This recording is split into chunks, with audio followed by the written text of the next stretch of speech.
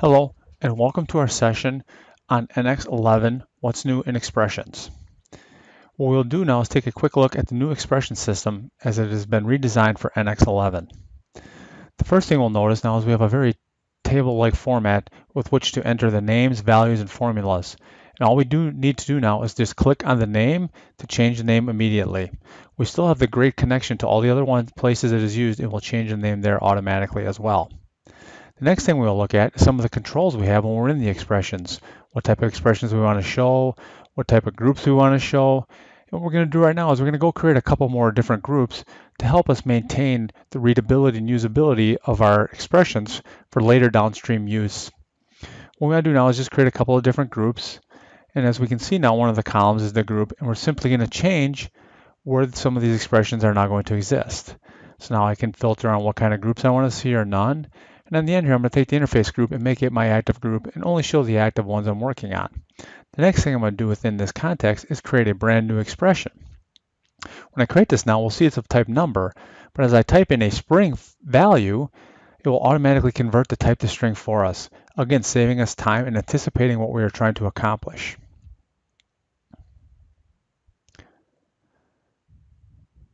The next thing we want to do is just start to create to change values. And when we change the value of one expression, again with the click interface, we see we get two different colors.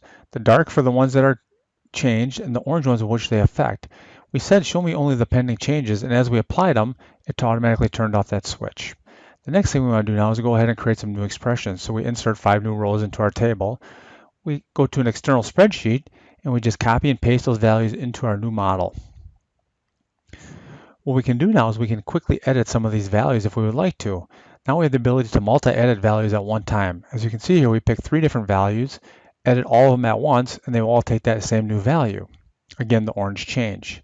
Now what we want to do is we want to go back to the spreadsheet, copy out those original values, and paste them back in over the top.